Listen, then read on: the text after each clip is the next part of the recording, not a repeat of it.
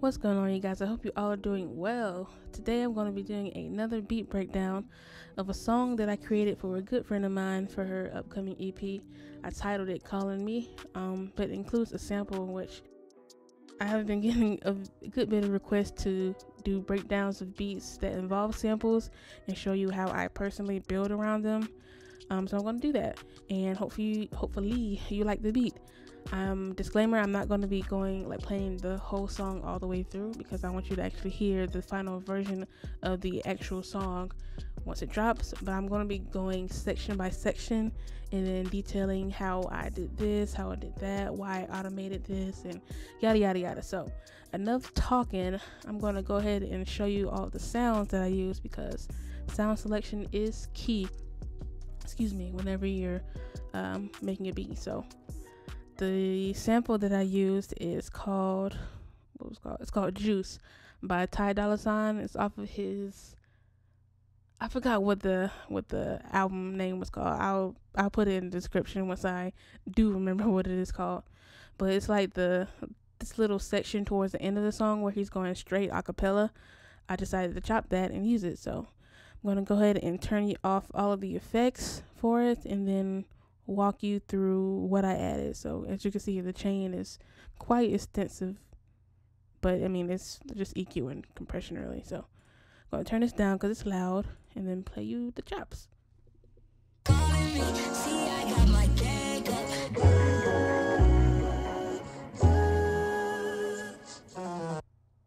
Okay.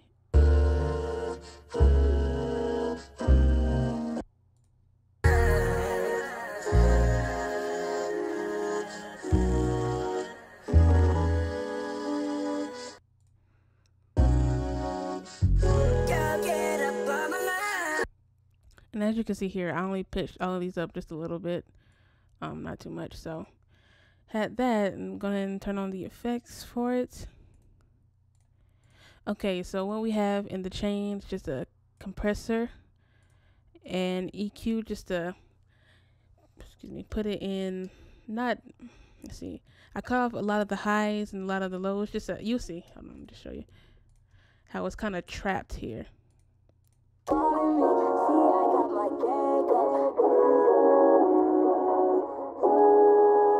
I didn't want all of this bass in it and then all the low range and a lot of the high range in it. That's why I try to keep it towards the middle or in the middle in the mix also.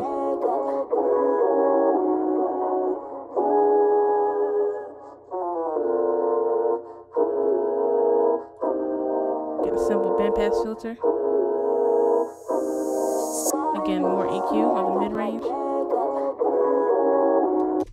And honestly, all these EQs probably isn't necessary, but I decided to do it anyway. And then another compressor. So that's really it. I didn't add anything crazy to the sample itself. As you see here, I have the filter automated within the track. So you see how it's in the background. Let me turn the tag off. You see how it's in the background now compared to here. And that's for a reason, because I want the drums that I put on top of it to be in the forefront of the mix. Okay, and then moving on, we have the bass.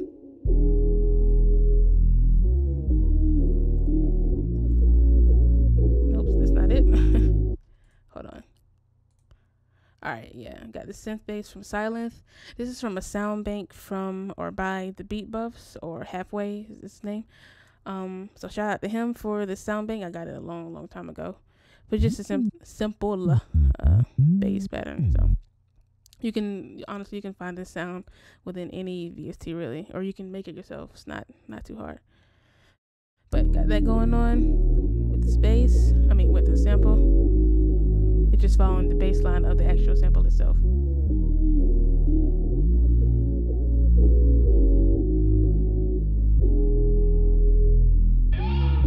Okay, and before I get into the actual drum patterns, I'm going to go ahead and show you the sound selection. Got this pad. I can play. Hopefully you can hear that, but chill pad with the Nexus, this crash, transitional open hat, which is the hi-hat, or open, just an open hi-hat reversed. This loop,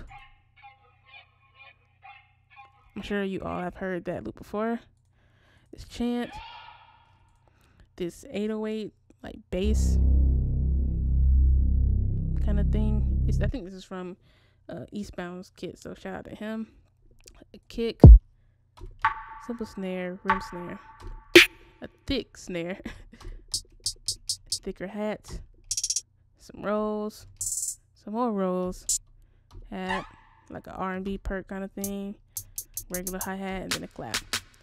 I'm sorry you can hear like the keyboard in the background and whatever, but anyways, so got that going on, and then gonna go ahead into the drums.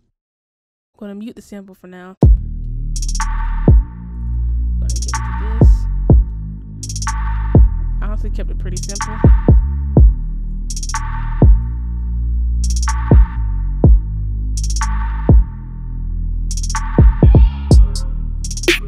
Added Drake loop. That's what I called it.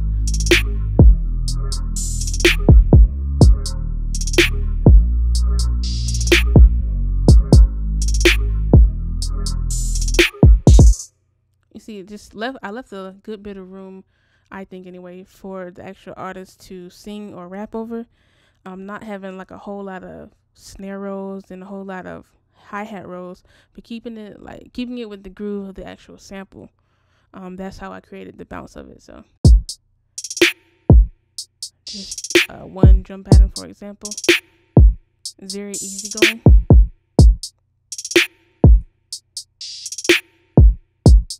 Use that. Okay. Again, a lot of these drum patterns are honestly the same thing, just like with one sound that's varying from another one.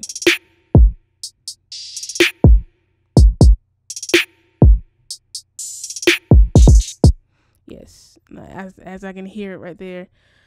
Just a friendly note, I'm sure, again, you all already know this, but be sure to pan your instruments. Pan your instruments. I'm not going to say it's like vital, but it can really help out your mix. Instead of having everything centered, just maybe have a snare roll here to your left a little bit, a hi-hat roll to the right a little bit, and so on and so forth. So here's the verse.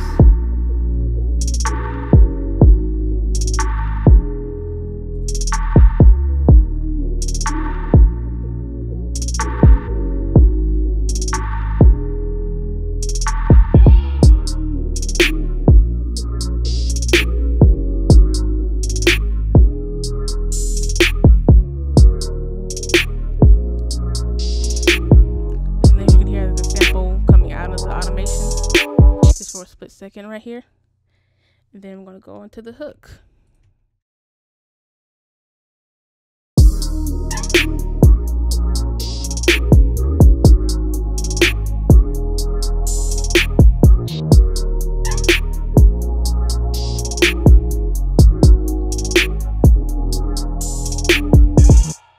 Okay, so as you can tell here, I introduced a new sound, and what that sound is the pad chords.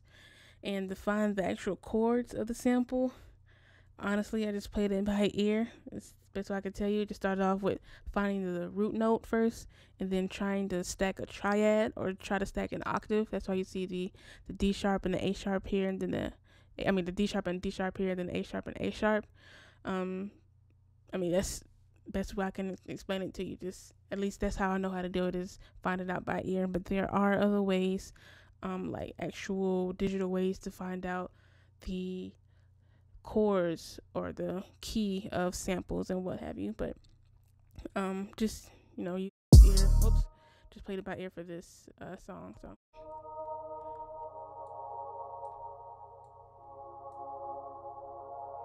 nothing too crazy with the pads.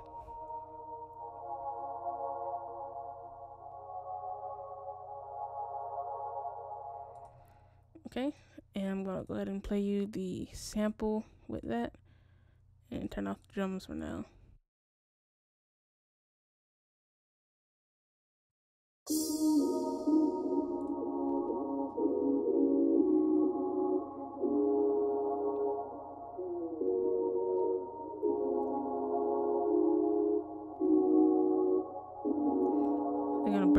back in.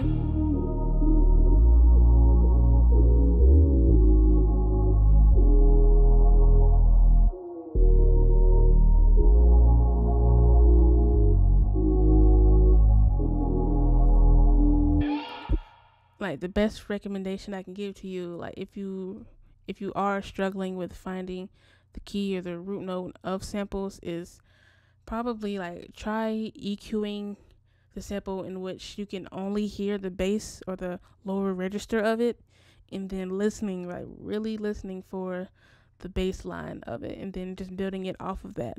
I know that's can be useful for me. Just a matter of trying it out personally. So got that going on. Then this Drake loop, I'm gonna keep calling it that. Here I just have like some kind of effects. I honestly don't know. Just went through presets of growth speed, and then halftime, which halftime is coming in clutch for me. It's like a different version of like the growth speed, half speed, but you can alternate the speeds in which you like speed it. I don't know if you had to look up the summary of this VST plugin, because I couldn't tell you like all the ins and outs of it. I just know that it works really well. So yeah, again, I'm sorry, halftime guys and gals, if you use that plugin, and like I can't go in depth about it. I just know that it works. So I have that on this loop pattern.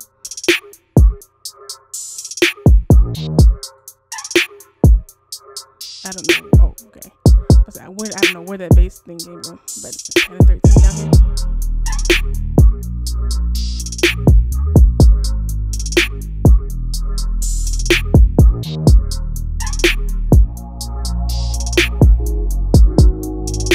Alright, and it goes into the break.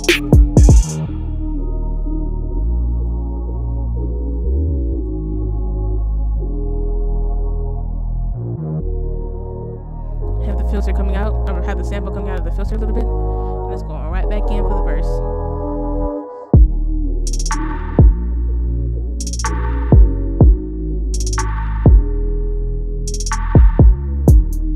And here, just adding different variations of the hi-hats.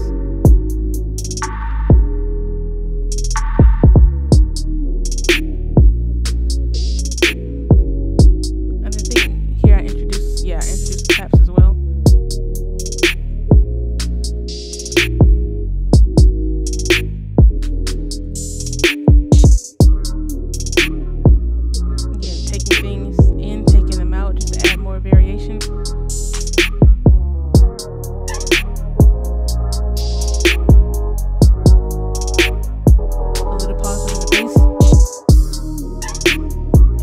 Into the hook. So I'm gonna go ahead and stop it there because my computer is starting to go haywire, but I hope I was able to inform you or just show you some different kind of techniques or ways how you can just go about making a simple beat, honestly, because there's nothing really extravagant about this beat. Just very laid back, chill, just creating a easy enough vibe for the artist to flow over. So